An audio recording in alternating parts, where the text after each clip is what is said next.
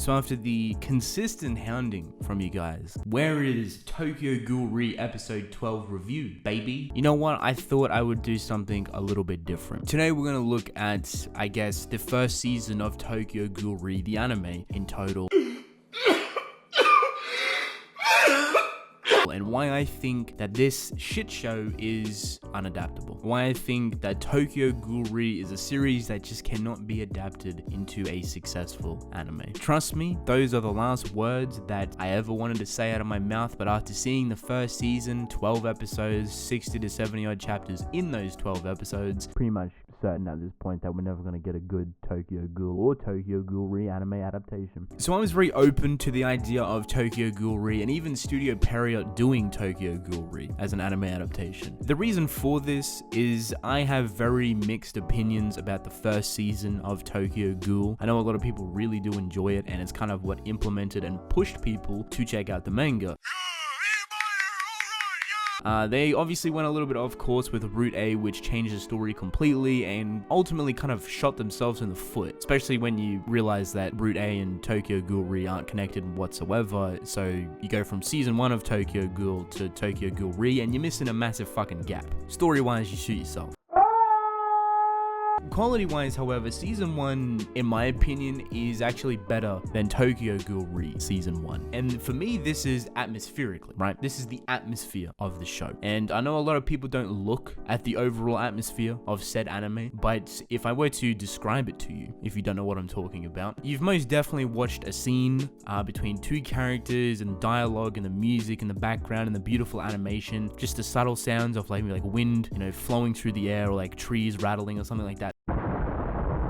That is atmosphere, that is building atmosphere, and that is showcasing it and pushing it to the viewers. To give you another example, if you have an extremely dark story that isn't horror, it's just extremely dark, extremely brutal, extremely realistic, maybe psychological, but it's not horror. You gotta try and portray it in a way that it is like that without it being horror. You need to be very intricate in design and in atmosphere in such dark moments, and portraying the main character and the song choices and just the sounds that you use to portray a psychological dark story. This is where my first problem comes in, because as much as Tokyo Ghoul is psychological horror, it's, in my opinion, literally psychological horror. But when you watch the first season of Tokyo Ghoul, it comes off more horror than psychological, and it kind of over-evaluates and definitely incentivizes horror over everything else. Pushes the big bloody ghoulness that's almost vampiric in nature. It's almost like I'm watching a vampire show instead of a ghoul show, and pushes that idea of a horror driven manga. Like, this is horror at the end of the day.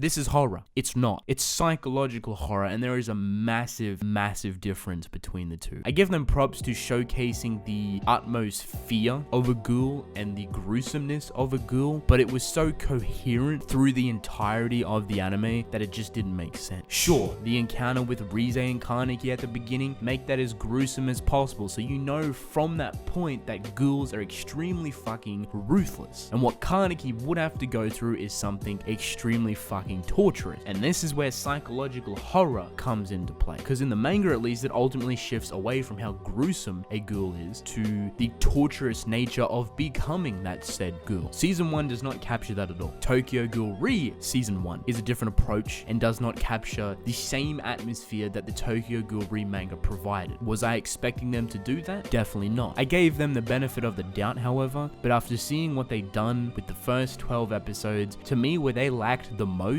is actually the details. Surprisingly enough, the first 12 episodes or 60-70 chapters that they covered in the Tokyo Ghoul anime is not entirely as heavily atmospheric as the first season of Tokyo Ghoul. Tokyo Ghoul kind of shifts its balance of psychological horror and takes a step back. Instead, we focus on Hayase and the people surrounding Hayase. It ultimately starts to pick up pace when his memories start to flood back in, he starts to change as a character, and then it starts to pick up in psychological horror once once again, but it's more personal this time. It's more his memories coming back and him accepting his memories, or him being scared of his memories. It's a process. They didn't really capture that at all. I don't think they really captured the, I guess, tragedy of accepting those memories back into Kaneki. Him accepting himself and coming to the conclusion that what he done prior was extremely fucking ruthless and that he was out of control. Instead, they shifted a lot of their focus on the fights. I think the biggest thing out of season 1 of Tokyo Ghoul Re was its fight. I had some fights and that's about it. And even at the end of the season with Eto and Kaneki, it was very,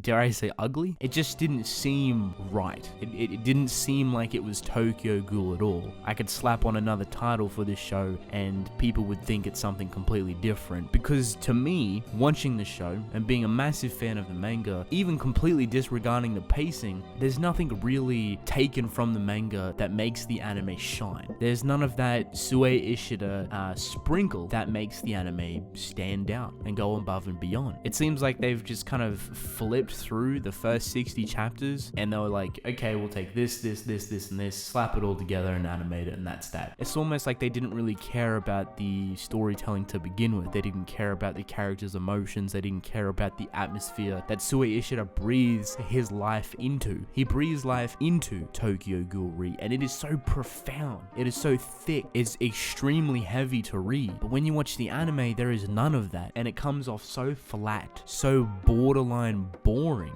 if you will, that for me, watching the second half of the season was almost a task. I didn't realistically want to watch. There was nothing to look forward to. Maybe some character interactions and how they would, handle the music, but it's almost like they didn't care. As much as Studio Peria done wrong, a lot of people say that another studio could do better. And you're not entirely wrong. I do think another studio could do a very good job with Tokyo Ghoul and Tokyo Ghoul Re. However, I'm gonna stick to the idea that Sue Ishida's story is completely unadaptable. It is a story that is way too complex to be told in an animation format. Now, there is a lot of reasons for this, considering basically every piece of dialogue that Ishida kind of puts in his manga is rather important, if not symbolic, if not foreshadowing, if not something else. There is always something with Ishida's dialogue in his manga, so when you skip over a massive portion of it, even if it's just general discussion, even if it's character interaction, you lose a massive part of what makes Tokyo Ghoul great.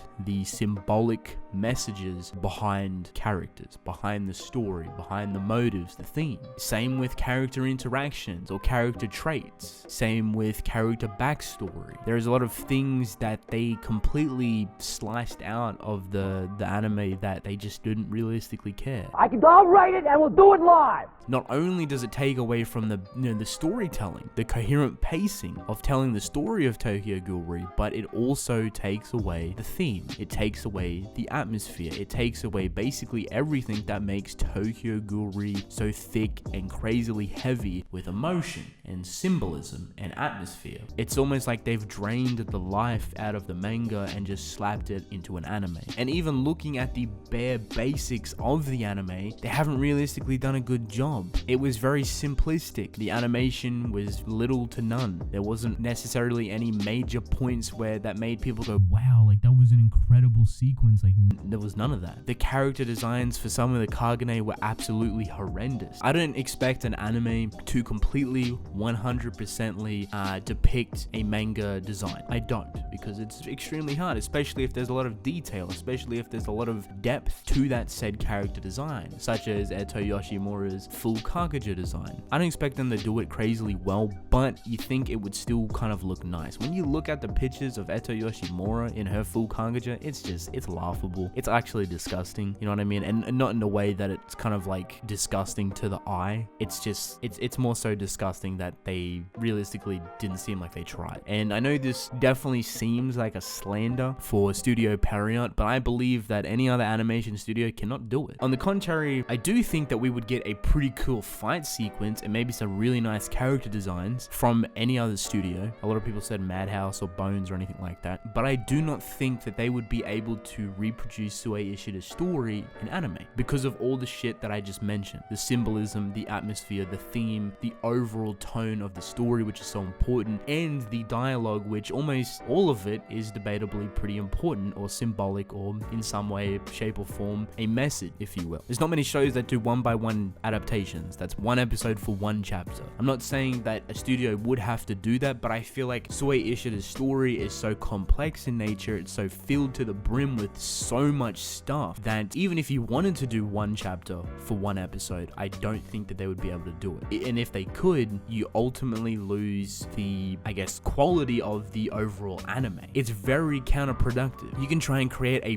brilliant adaptation for Tokyo Ghoul Re or Tokyo Ghoul by adapting it one episode for one chapter or one episode for two chapters, maybe three, 2.5, right? But ultimately you lose the flavor of the overall anime, right? Because then it becomes extremely tedious. You just get thrown with a fuck ton of information, a fuck ton of dialogue, and then we're back at square one. You've got the true nature of Tokyo Ghoul Re, maybe, but you've lost the aspect and the reason why people want to watch the anime to begin with. And that's why I feel like Tokyo Ghoul Re just cannot be adapted. I give props for Studio Pierrot for trying, but I don't think any other studio could do it either. I'm sure a studio could do it better, but I don't think a Tokyo Ghoul Re anime would ever be a thing unless it was done by pure passion instead of profit. And at the end of the day, this is a business. The anime industry is a business. There is a lot of people working extremely hard on this show. As much as you hate Tokyo Ghoul Re or hate the Tokyo Ghoul anime, whatever, a lot of people have poured a fuck ton of time and effort into that show. And I respect those people. I really do. Their hard work and effort does not shield them from the final product and my criticism towards it. I don't have a general hatred for them.